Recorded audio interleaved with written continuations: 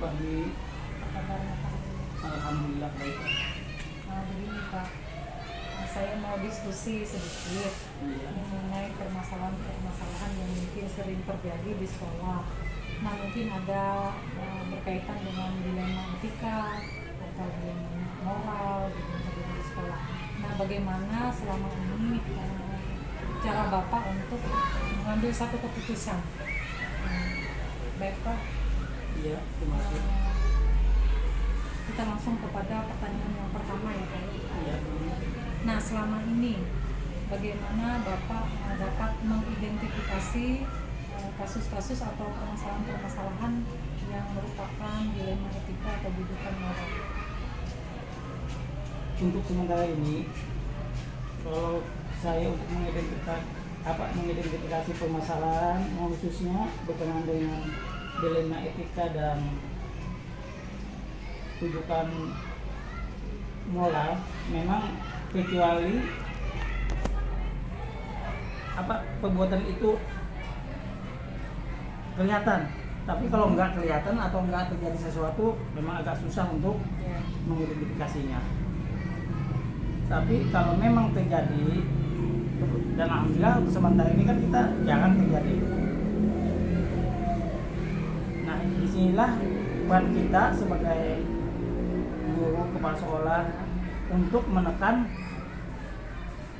hal itu supaya jangan terjadi. Tapi kalau untuk mengidentifikasinya, kecuali ada kasus yang timbul baru kita dapat mengidentifikasi. Kalau enggak, ya biasa-biasa aja. Oke, berarti tadi lah kita masih menekan gitu ya usaha supaya jangan sampai terjadi Iya. namanya kasus-kasus dilema moral atau etika tadi ya Pak ya. Baik Pak, kita lanjutkan dengan yang nomor 2. Nah selama ini bagaimana Bapak menjalankan pengambilan keputusan di sekolah Bapak, misalnya untuk kasus-kasus yang berkaitan dengan kepentingan yang sama-sama benar atau sama-sama mengandung nilai-nilai kebajikan? Kalau kita untuk memutuskan segala sesuatu, apalagi yang disampaikan adalah tadi sama-sama baik. Iya. Kalau memang sama-sama baik, kita lihat mana lagi yang sangat istilahnya urgen, yang sangat penting. Apabila memang itu terjadi, kedua-duanya baik, kita sebagai guru, kepala sekolah dan sebagainya berusaha untuk yang namanya baik, kita usahakan lebih baik kita pertahankan. Kecuali permasalahan itu jelek. Nah, kalau jelek ya otomatis kita berusaha untuk memperbaikinya. Itu aja. Baik Pak, berarti tadi lebih mengutamakan yang urgent atau yang Ya, lebih penting lebih gitu penting. tadi ya. Oke, baik Pak, luar biasa. Kita lanjutkan dengan yang bagian 3. Nah, langkah-langkah atau prosedur seperti apa yang biasa Bapak lakukan selama ini? Dan memang untuk sementara ini kejadian ini kalau kulihat hampir nggak terjadi, cuma memang ada terjadi tapi cuma sedikit lah. Ya. Adapun langkah-langkah kita sebelum kita ngambil keputusan, kita juga harus tahu permasalahan apa yang terjadi. Kita gali dulu. Setelah tahu permasalahannya, baru kita identifikasi sedemikian rupa, dan kita juga berusaha bagaimana cara mengatasinya. Di samping itu juga kita bukan untuk mengatasi sendiri, kita bisa kerjasama dengan, kalau di MTM kita kan dengan sekolah guru yang ngajarnya, guru agamanya dan sebagainya, yang sifatnya kan keetika moral tadi. Iya.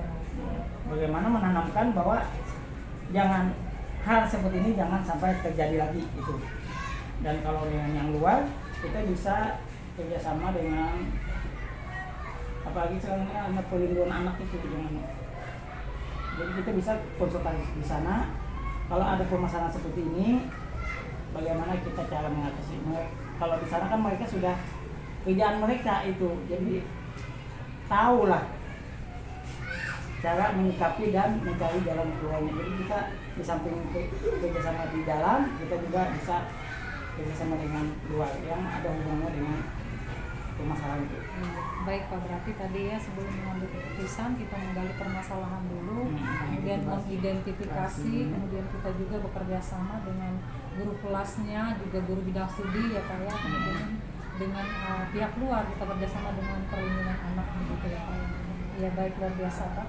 Selanjutnya di pertanyaan berikutnya, hal-hal apa saja yang selama ini Bapak anggap paling efektif dalam mengambil sebuah keputusan tentang kasus-kasus atau permasalahan yang dihadapi? Saya rasa untuk kita mengambil keputusan relatif saja sebenarnya. Kita bilang kita efektif, orang lain belum tentu bilang efektif. Cuman kalau kita bisa mengambil keputusan dan keputusan itu bisa diterima oleh semua pihak yang bermasalah, maka hal itu akan cepat selesai dan mungkin itu yang lebih efektif. Berarti mengambil keputusan secara bersama-sama begitu ya Pak? Jadi tidak ada niat untuk menjatuhkan apa sebagainya, kita mencari jalan keluar yang terbaik yang bisa diterima oleh semua. Baik, luar biasa ya Pak ya. Selanjutnya hal apa saja yang selama ini merupakan tantangan ketika Bapak mengambil sebuah keputusan? Tantangan memang setiap ada permasalahan pasti ada tantangan. Tapi kita lihat tantangan itu sebesar apa. Kalau tantangannya hanya sekedar untuk istilahnya permasalahannya kecil, memang tantangan itu datangnya banyak dari kita dalam, dari luar juga ada. Sama kejadian yang kemarin. Ada pihak ketiga yang ingin ikut andil untuk permasalahan itu. Sebenarnya mereka pihak ketiga itu bukannya ikut mau menyelesaikan permasalahan, malah memperkeruh permasalahan. Makanya aku bilang, kalau kalian memang mau permasalahan ini cepat selesai, otomatis kamu tidak boleh sepihak. Permasalahannya ada dua pihak nih. Kita nggak bisa di pihak sini saja ikut, enggak. Pihak yang satunya juga kita gali, sama-sama menggali apa permasalahan, dan dengan cara itu kita dapat mengetahui permasalahan sebenarnya apa, tantangannya bagaimana, dan bagaimana juga kita dapat menyelesaikan permasalahan itu. Memang kadang-kadang tantangannya besar. Apa permasalahannya kita anggap sepele, orang bisa aja menganggap itu permasalahannya besar. Memang permasalahan besar tidak akan timbul apabila tidak ada permasalahan yang kecil-kecil, itu permasalahannya. Jadi tantangannya untuk pengambilan keputusan itu, tantangan yang terbesar dari hati kita adalah kita berusaha supaya keputusan kita itu seadil mungkin, sehingga permasalahan itu. Jadi untuk keadilannya itu yang kita kadang-kadang agak susah. Berarti tadi tantangannya banyak sekali ya Pak ya. Bisa berasal dari dalam lingkungan sekolah sendiri atau berasal dari luar pihak ketiga tadi Pak ya. Berarti dalam termasuk pengambilan keputusan tadi tetap berlaku seadil-adilnya gitu ya Pak ya. Oke, luar biasa Pak. Baik Pak, kita lanjutkan pertanyaan berikutnya. Nah, apakah Bapak memiliki sebuah tata kelola atau jadwal tertentu misalnya dalam menyelesaikan kasus yang berhubungan dengan dilema etika tadi atau moral tadi? Nah, apakah Bapak langsung menyelesaikan di tempat atau memiliki sebuah jadwal, misalnya ada prosedur apa yang harus dijalankan gitu? Nah, seandainya ada kasus, terjadi kasus, kita lihat kasusnya dulu. Kasus itu bisa selesai cepat atau enggak? Kalau kasus itu kecil dan bisa diselesaikan di tempat, kita selesaikan di tempat. Tapi kalau kasusnya itu nggak bisa diselesaikan di tempat, kita bikin jadwal pemanggilan pihak yang satu, pihak yang kedua. Jadi kita tahu permasalahan, kemudian kita panggil orang tuanya, jadi ada jadwal tertentu nantinya apabila terjadi sesuatu yang istilahnya nggak bisa diselesaikan secara cepat. Jadi kita bikin jadwal pemanggilan dan bagaimana kita mengatasinya. Baik, berarti tadi ya kita melihat kasusnya itu apakah tadi mungkin sifatnya urgent atau enggak ya Pak ya. Kalau memang bisa diselesaikan saat itu berarti Kita segera selesai. diselesaikan. Kalau memang belum bisa berarti kita membuat jadwal memanggil pihak-pihap yang bermasalah. Tapi di hadapan Tuhan semua harus disegakkan, diselesaikan. Iya. Baik Pak, luar biasa ya Pak ya. Kita lanjutkan lagi nih. Adakah seseorang atau faktor-faktor apa yang selama ini mempermudah atau membantu Bapak dalam pengambilan keputusan? Untuk faktor-faktor yang istilahnya membantu kita untuk mempermudah keputusan itu adanya teman-teman guru di sini yang istilahnya bisa memberikan masukan. Jadi seperti permasalahan yang ada kemarin langsung konsultasi dengan teman-teman. Ini ada permasalahan, kalau keputusan ini bagaimana, terus pendapat Bapak Ibu bagaimana, jadi diskusi lah. Sebenarnya apa? Katakanlah kita konsultasi berembuk sama teman-teman, apalagi di sekolah kita kan banyak guru seniornya. Iya. Jadi mereka lebih sering terdapat menemui permasalahan-permasalahan itu. Jadi memang dari setiap permasalahan beda-beda penanganannya sesuai karakternya. Ada yang istilahnya anak itu begitu kata dia kita berikan arahan dia langsung berubah. Ada juga yang namanya yang dari awalnya dari bawaannya dari sananya memang susah, ya susah. Nah makanya kita perlu konsultasi. Baik Pak, berarti tadi intinya kita mendengarkan masukan-masukan dari teman-teman gitu. Terutama nih kayaknya yang senior-senior yang lebih berpengalaman gitu ya Pak. Artinya ada diskusi, ada kolaborasi, kerjasama gitu. Ya baik, luar biasa Pak ya. Nah ini kayaknya masuk di pertanyaan yang terakhir. Nah dari semua hal yang telah disampaikan tadi, pembelajaran apa sih yang bisa Bapak petik dari pengalaman Bapak selama ini selama mengambil keputusan? Pengalaman yang sangat berharga adalah kita setiap mengambil keputusan itu jangan gegabah. Harus kita pikirkan matang-matang supaya apa yang kita putuskan itu tidak berdampak di kemudian hari. Itu yang pasti. Baik Pak, luar biasa ya. Berarti tadi jangan gegabah, berarti benar-benar harus dipikirkan secara cermati betul. Jadi sehingga berdampak lebih baik lagi ke depan ya Pak. Baik Pak, luar biasa sekali pengalaman yang sudah Bapak bagikan kepada saya juga masih belajar banyak nih Pak untuk ke depannya. Iya Pak, terima kasih banyak atas waktu dan kesempatan yang sudah Bapak sediakan kepada saya untuk diskusi tentang permasalahan-permasalahan yang terjadi di sekolah. Iya, terima kasih. Selamat siang Pak. Iya.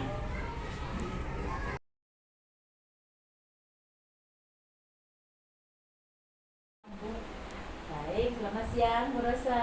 Apa kabar? Kamu cantik aja. Baik Ibu, sebelum kita masuk ke yang diskusi lebih dalam, saya mau memperkenalkan diri dulu. Saya Rosa Palenggi, saya dari CGT Angkatan 7 Kota Palangkaraya. Nah di sini ada beberapa permasalahan mungkin yang sering kita hadapi di sekolah Bu. Jadi saya mau diskusi sebentar mungkin kalau berkenan meluangkan waktu. Alhamdulillah. Dengan senang hati saya akan melayani dan memberikan informasi sebisa saya. Nah ini kan di sekolah sering terjadi permasalahan mungkin berkaitan dengan mungkin peserta didik atau guru-guru yang ada di sekolah. Nah mungkin ini berkaitan dengan dilema etika atau ada mungkin yang berhubungan dengan moral mungkin mungkin yang bertolak belakang atau memang sama-sama dalam kondisi permasalahan yang satu benar yang satu salah, yang satu sama benar, tapi untuk mengambil keputusan itu kayaknya sulit. Nah kita mau berdiskusi seperti apa sih cara Ibu mengatasi permasalahan tersebut. Nah yang pertama nih selama ini bagaimana Ibu dapat mengidentifikasi kasus-kasus yang merupakan dilema etika atau rujukan moral? Baik, Terima kasih Bu Rosa sudah memberikan kepercayaan ini, sudah luar biasa bagi kami. Mungkin informasi yang kami berikan kurang cukup nantinya, dan ini adalah suatu penghargaan yang luar biasa. Berkenannya CGP ya Angkatan 7 ini berkunjung ke SDN 9 Menteng. Kalau dikatakan permasalahan yang terkait dengan tadi yang sudah disebutkan itu banyak sekali dan beraneka ragam. Bagaimana kalau pertanyaannya itu bagaimana cara mengidentifikasi, tentunya ada hal-hal tertentu, trik tertentu yang sudah kita buat dari sekolah sendiri terkait program kepala sekolah. Kepala sekolah itu tidak langsung berhadapan dengan anak yang terkait atau bersangkutan. Nah, yang jelas kalau dari kepala sekolah sendiri cara mengidentifikasinya adalah memberikan kriteria, menyampaikan itu kepada guru kelasnya. Nah, kemudian guru kelasnya nanti yang akan mengidentifikasi permasalahan itu di kelas. Apakah anak itu terkait dengan permasalahan yang tadi dimaksud atau tidak. Nah, setelah itu kita konfirmasikan dengan guru-guru bidang studi yang lain. Karena yang masuk di kelas itu tidak hanya guru kelas itu sendiri, tapi ada guru-guru yang lain, contoh saja ada guru utamanya, ada guru bahasa Inggrisnya, ada guru PJKR-nya. Jadi semua informasi-informasi itu kita kaitkan. Nah, setelah kita beri dia arahan kriteria dengan permasalahan yang dimaksud tadi, artinya dia sudah bisa mengidentifikasi. Nah, kalau kita sudah mendapatkan informasi sebagai seorang kepala sekolah, dia tidak hanya artinya mendapatkan informasi langsung dari satu sumber, tetapi juga dari berbagai sumber. Nah, seperti tadi setelah kita minta dari guru kelasnya, kemudian kita minta dari guru yang lain, nah kita sudah mendapatkan sumber datanya, kriteриanya seperti ini permasalahannya di ruangan, di kelasnya terkait dengan peserta didik kita seperti tadi, artinya kita sudah bisa mengkonfirmasi kembali informasi ini terhadap orang tua. Sebab biar bagaimanapun orang tua juga punya andil terhadap penyelesaian permasalahan, baik itu yang dikatakan gurunya dari pihak sekolah mungkin membenarkan bahwa untuk mengambil keputusan ini nanti gurunya merasa itu benar, tapi belum tentu pada saat kita konfirmasi dengan orang tuanya. Nah, artinya sebagai kepala sekolah, sebagai pimpinan kita mengakomodir dulu semua informasi-informasi tadi, baru kita konfirmasikan tanpa diketahui oleh orang tuanya bahwa kita sedang mengkonfirmasi keadaan atau permasalahan. Lalu kita bercerita setelah kita dapatkan, karena belum tentu ini pendidikan. Kalau dari orang tua sendiri, orang tua biasanya dia punya trik sendiri untuk memberikan pembelajaran terhadap anaknya, baik itu pendidikan moral maupun pendidikan akademiknya. Nah, dengan cara itu yang nanti akan bisa diteruskan atau bahkan diluruskan, karena dari segi orang tua sendiri merasa bahwa cara pendidikan yang seperti ini benar, tapi belum tentu di sekolahan atau di ruang kelas itu bisa diterapkan. Contoh saja, mohon maaf, biasanya orang tua, anak yang penting belajar, tapi di sisi lain orang tua menyediakan kayu. Anak bisa belajar tapi dengan kayu. Tapi apakah seorang guru di sekolah bisa membelajarkan anak tersebut dengan di sebelahnya kayu? Tidak mungkin, kan? Nah, tidak mungkin. Kenapa? Karena di sisi lain, siswa yang lain juga akan merasakan dampak yang luar biasa dengan adanya posisi kayu yang tadi ditempatkan. Nah, artinya walaupun orang tua tadi merasa benar dengan cara pendidikan yang seperti itu, tapi belum tentu di sekolah bisa kita laksanakan. Nah, artinya bisa jadi nanti pelan-pelan kita masuki orang tuanya agar bisa merubah tata cara pelaksanaan pembelajaran yang di rumah itu dengan cara kita. Nah, karena biar bagaimanapun biasanya pengaruh yang dari rumah itu pasti terbawa ke sekolah. Dan orang tua biasanya nggak mau disalahkan, tidak mau disalahkan karena mereka merasa bahwa kamilah yang tahu anak kami, ya kan, dan beginilah kami mendidiknya. Dan bahkan mereka biasanya tidak sedikit yang mau intervensi sekolah. Mohon maaf, Bu Rosa, artinya kita sebagai orang pendidikan tahu dong bagaimana posisi kita. Karena posisi kita bukan seorang pengajar, tetapi lebih ke memfasilitasi anak belajar. Kan seperti itu sekarang. Nah, dilema itu dilemanya benar, tapi belum tentu pada saat implementasinya di sekolah itu benar. Nah, jadi bagaimana caranya guru supaya orang tua tidak tersinggung, mereka bisa memasuki dunia kita pelan-pelan. Baik, luar biasa ya Bu ya. Dari jawaban Ibu tadi. Jadi saya juga banyak belajar nih. Kita sama-sama belajar, berdasarkan pengalaman pasti sama-sama belajar. Artinya tadi dari apa, guru wali kelasnya atau dari guru mata pelajarannya, kemudian Ada kolaborasi dengan orang tua juga. dan menggali data-data yang benar. Betul. Iya, baik, luar biasa Bu ya. Selanjutnya, selama ini bagaimana Anda menjalankan pengambilan keputusan di sekolah Anda, terutama untuk kasus-kasus di mana ada kepentingan yang sama-sama benar atau sama-sama mengandung nilai kebajikan. Ya. Nah, itu seperti yang saya katakan tadi dari awal, kita identifikasi dulu. Kita identifikasi dulu permasalahannya bagaimana. Karena permasalahan itu biasanya kan kita pelajari dari latar belakang terjadinya masalah itu apa. Ya kan, termasuk kita juga menggali informasi-informasi dari berbagai pihak. Nah, seperti yang saya katakan tadi, saya tidak hanya apabila nanti dilaporkan dari guru kelasnya seperti ini, saya tidak hanya menerima dari guru kelas saja, pasti akan membandingkan dari guru-guru yang lain. Nah, kita akan kumpulkan informasi-informasi dari guru yang lain. Bagaimana tanggapan guru-guru yang lain? Nah, artinya kita mendapatkan data nih, nah, terkait permasalahan itu. Ini sinkron nggak antara permasalahan yang disampaikan oleh guru kelasnya yang dihadapi oleh guru kelas dengan guru-guru yang lain. Nah, seperti yang saya katakan tadi, artinya kita sudah mendapatkan data, lalu kita konfirmasikan lagi, karena pendidikan ini kan tidak hanya tugas dari guru, tugas dari sekolah, tetapi juga kolaborasi dengan orang tua juga. Ini kita lihat lagi lingkungannya bagaimana? Apakah anak ini berasal dari lingkungan yang seperti apa? Nah, lalu kalau sudah kita dapatkan datanya, sudah kita konfirmasikan, artinya kita sudah bisa buat kesimpulan, kita sudah bisa buat keputusan bagaimana yang pas, bagaimana yang cocok. Karena ya seperti yang saya katakan tadi, belum tentu apa yang kita programkan bisa diterima dengan baik oleh yang bersangkutan, apalagi orang tuanya. Baik, terima kasih Bu, luar biasa.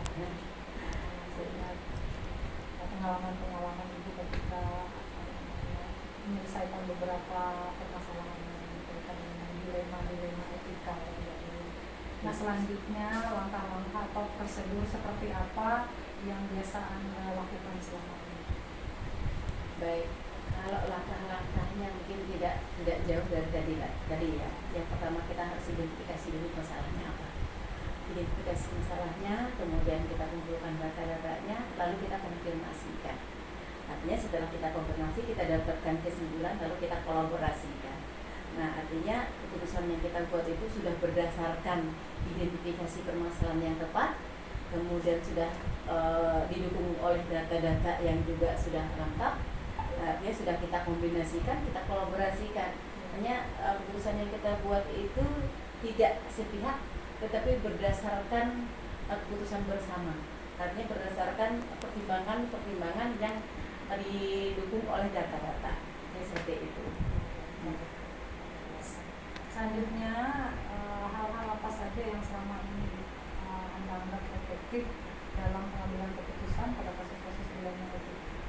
Ya, kalau dikatakan kasus, mohon maaf ya, kayaknya terlalu terdramatisir gitu ya. Kalau dikatakan permasalahan, ya mungkin kalau di sudut pandang dari redaksinya Bu Rosa sendiri seperti itu. Tapi saya tidak mengatakan bahwa apa yang kita hadapi di sekolah itu adalah kasus ya, tetapi ini adalah permasalahan yang memang urgent kita selesaikan. Nah, artinya kalau memang kita akan menyelesaikan suatu permasalahan, itu memang kita harus wajib mengetahui dulu, benar-benar memahami dulu permasalahannya apa. Nah, permasalahannya apa? Contoh saja seperti yang ada di sekolah sekarang.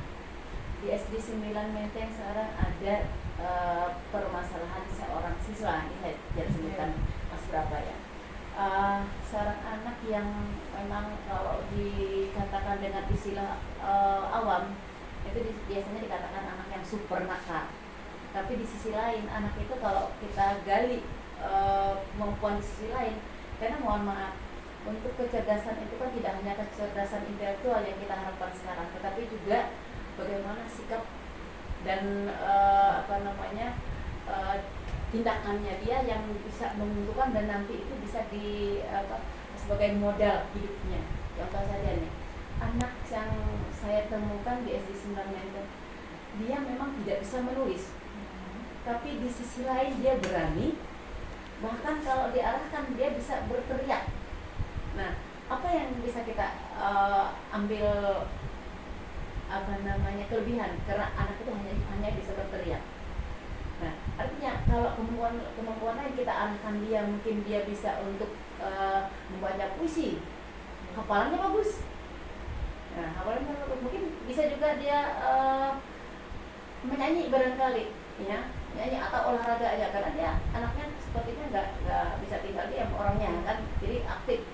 Nah, jadi kita arahkan dia ke olahraganya, ya, ke olahraga dan yang lainnya yang dia bisa. Nah, artinya yang lain-lain itu nggak mesti dia harus pintar matematika, tetapi di sisi lain dia bisa kita kembangkan bakatnya, karena modal hidup itu kan tidak hanya untuk intelektual saja, tapi bagaimana dia memaksimalkan kemampuannya, kapasitas yang ada pada dirinya, itu kemampuan yang ada pada dirinya untuk kehidupannya di masa yang akan datang. Artinya tergantung kita mengarahkan.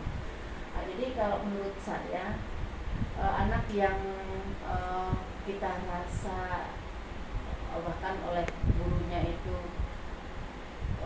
mungkin dipandang nakal atau nggak bisa ngikutin guru, itu sebenarnya tergantung arahannya saja.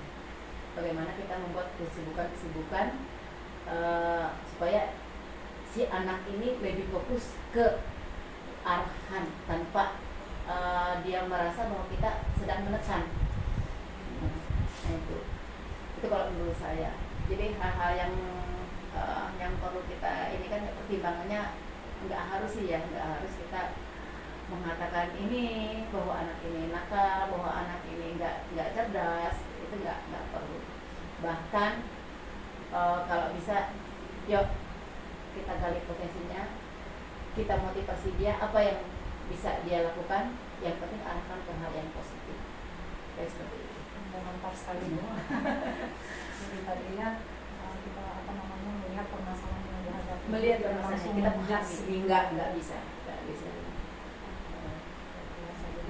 dengan menggali potensi anak tadi, bagaimana seorang guru atau pemimpin pembelajaran mengarahkan dia yang menggali potensi yang ada.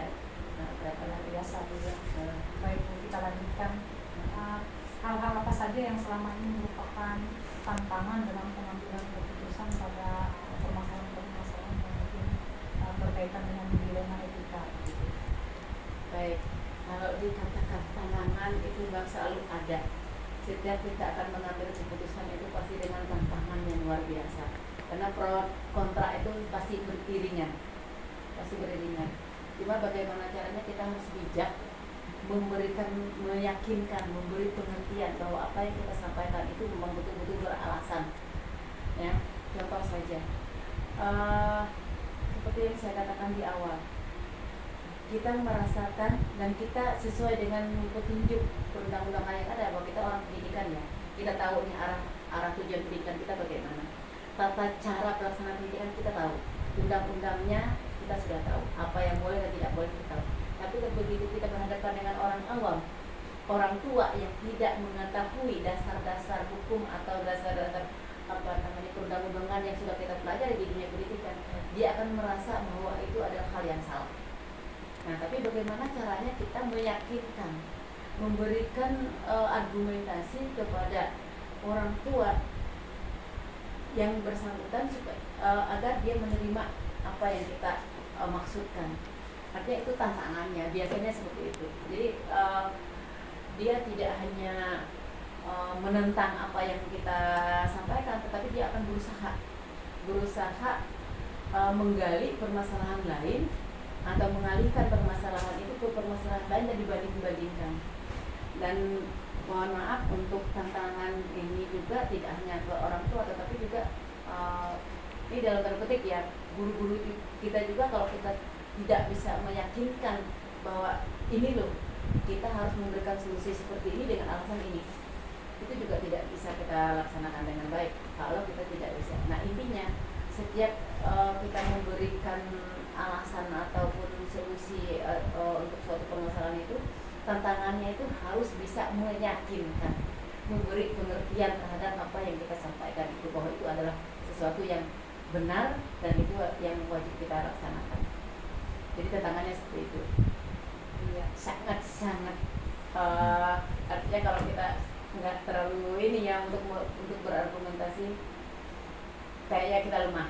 Tapi begitu kita punya argumentasi yang kuat dan ada dasarnya, itu sudah bisa harus bisa meyakinkan dan memberi pengertian. Ya luar biasa. Jadi kalau orang yang belum ngerti kan nggak mungkin bisa ya kan. Baik, kita lanjutkan lagi. Apakah Ibu memiliki sebuah katakanlah atau jadwal tertentu dalam sebuah penyelesaian masalah dengan kita tadi? Apakah Ibu langsung menyelesaikan di tempat atau memiliki sebuah jadwal untuk menyelesaikannya? Mungkin bentuk atau prosedur seperti apa yang bisa dijalankan? Kalau ditanya apakah terjadwal atau nanti bagaimana, apakah langsung tanggap atau nanti ada jeda gitu ya.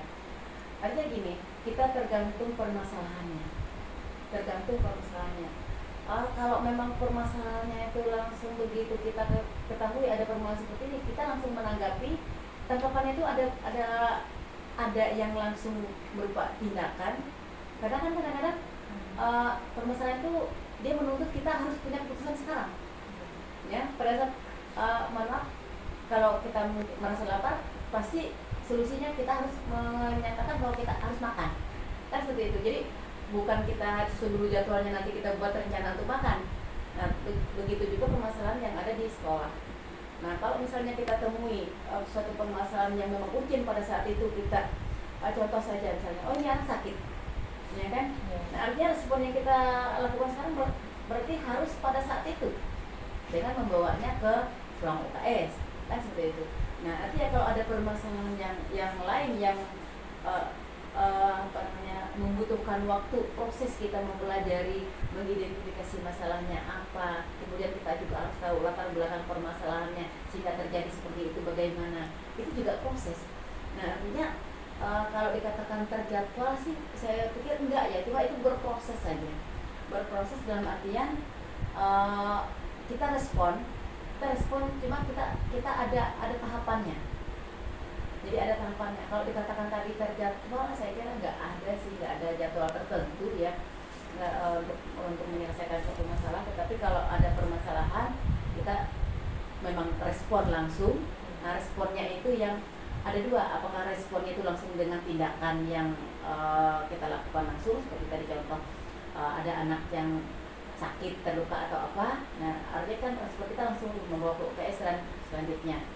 Nah, tapi kalau ada permasalahan yang terkait permasalahan yang ada hubungannya dengan permasalahan di rumah barangkali atau permasalahan di lingkungan, artinya kita harus mempelajari dulu latar belakangnya bagaimana, ini terjadinya apa, si anak ini basicnya bagaimana, latar belakang anak hidupannya bagaimana. Artinya kita juga harus, seperti tadi saya katakan di awal, kita juga identifikasi permasalahannya apa, kemudian kita menggali data-datanya, mengumpulkan data-datanya, lalu kita buat bagaimana menyinkronkan data itu sehingga kita bisa buat keputusan untuk permasalahan itu. Jadi kalau jadwal tidak ada, artinya proses, tapi biasanya kita proses pasti secepatnya. Paling lambat biasanya 2 sampai 3 hari, itu paling lambat. Jadi seperti itu, ya, tergantung permasalahannya. Iya, mantap sekali. Tadi memang tidak ada jadwal tertentu. Tidak ada jadwal tertentu.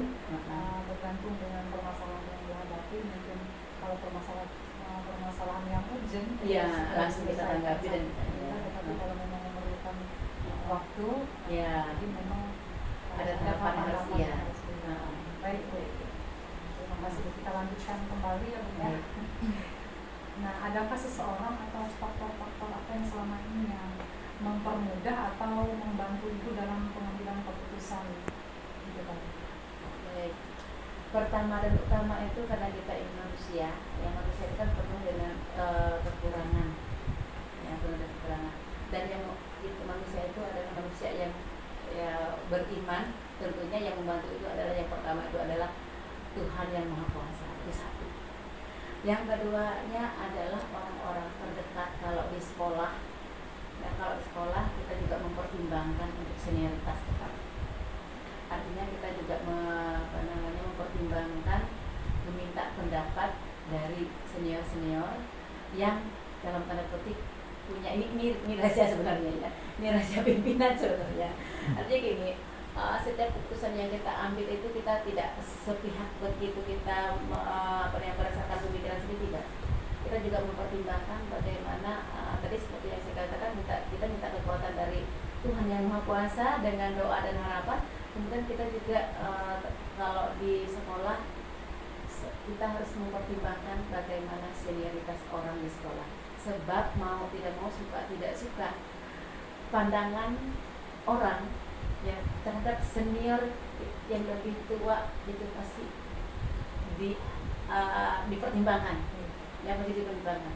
Kalau kita sudah mendengar pendapatnya seperti ini, nah artinya kita sudah punya pegangan. Berarti sih ya, karena biasanya si A ini ya dia juga punya pengaruh ke teman-teman yang lainnya. Nah itu yang perlu kita pertimbangkan juga. Artinya sedikit banyaknya kita juga perlu mendengarkan masukan dari mereka. Nah kemudian kalau di rumah ya tentunya orang yang pasti kita ini kan, kalau saya pasti cerita dong sama suami bagaimana. Oh ini saya tadi begini, kira-kira pas nggak ya? Nah atau saya punya permasalahan seperti ini.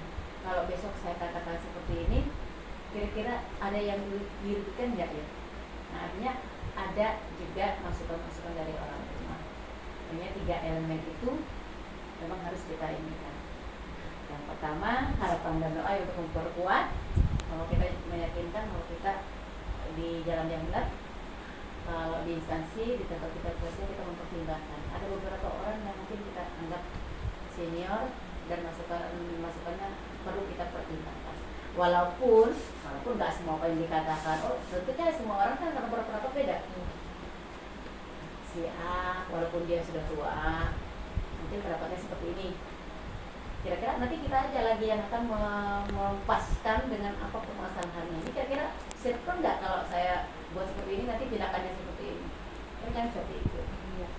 Jadi yang pertama tadi sebagai orang yang beriman kita tentu menyerahkan kepada Tuhan. Kemudian juga kita tidak melupakan yang senior yang sudah berpengalaman. Boleh dong, nggak boleh dong. Iya, kemudian dengan pasangan kita, orang tua kita. Ya. Jadi panutan kita yang itu. Ya baik, luar biasa Bu. Nah ini pertanyaan yang terakhir kayaknya. Nah dari semua hal yang telah disampaikan, nah pembelajaran apa yang dapat Ibu petik dari pengalaman saat itu mengambil keputusan Iya, tentunya pengalaman yang sangat-sangat berharga buat saya adalah satu, dalam mengambil keputusan itu kita harus bagaimana menjalin hubungan baik dulu terhadap orang-orang di sekitar kita. Kalau sudah ada hubungan baik terhadap orang-orang yang berada di sekitar kita, contoh saja, kalau di sekolah kita kan tidak hanya bisa tidak hanya karena kita merasa pimpinan ya, karena kita merasa pimpinan, kalau kita kebijakan semuanya ada di kita, itu tidak. Nah kebijakan di kita tapi mempertimbangkan beberapa hal. Nah contoh saja untuk seorang pemimpin sendiri itu kan ada 4 hal, ya kan? Nah ada 4 hal yang perlu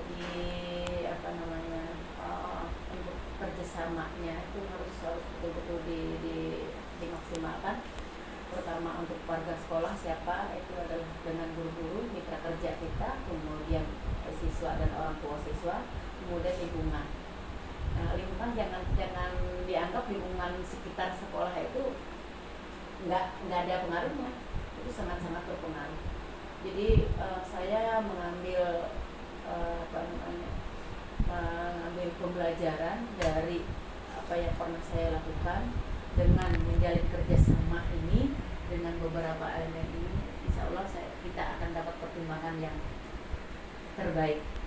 Nah, artinya walaupun itu adanya di kita, kebijakan itu nanti kesimpulan yang menentukan akhir itu adalah kita, tetapi pertimbangannya banyak. Nah, itu dengan demikian artinya insya Allah apa yang kita lakukan itu, keputusan yang kita ambil sedikit persennya untuk hal yang kurang pas, artinya sudah sangat maksimal untuk menuju ke yang terbaik. Pengalaman saya untuk mengambil keputusan seperti itu. Ya, baik, luar biasa sekali Bu ya. Jadi pembelajarannya tadi bagaimana kita bisa menjalin hubungan baik dengan orang-orang yang ada di sekitar, lingkungan sekitar sekolah, tempat kerja gitu ya, orang tua murid, terlibat dan warga sekolah. Ya, termasuk juga lingkungan sekolah. Baik, luar biasa sekali Bu, saya memperoleh banyak pengalaman hari ini dari Ibu. Semoga saya juga bisa belajar banyak dari pengalaman-pengalaman yang Ibu sampaikan. Baik Bu, saya kira itu saja diskusi kita siang ini. Atas waktu yang sudah diberikan, saya ucapkan banyak-banyak terima kasih. Semoga kedepannya Ibu lebih sukses. Amin. Baik, saya juga ucapkan terima kasih Bu Rosa. Semoga tugas putrinya sukses juga. Yang nanti juga Bu Rosa sebagai kaderisasi ke depan untuk pemimpin-pemimpin yang lebih baik, juga diberikan jalan yang terbaik. Dan saya juga mohon maaf apabila informasi yang saya sampaikan mungkin kurang berkenan atau kurang mencapai apa yang diharapkan. Itulah yang saya dapat sampaikan dan itulah pengalaman pribadi saya yang hari ini saya sampaikan ke Bu Rosa. Jadi artinya apapun yang saya sampaikan, benar atau salahnya itu menurut saya tergantung yang nanti mengambil keputusan dan yang akan mempelajarinya saja. Mungkin itu saja Bu Rosa. Saya terima kasih sekali lagi atas kunjungannya. Selamat dan sukses. Terima kasih. Selamat siang. Selamat siang. Jadi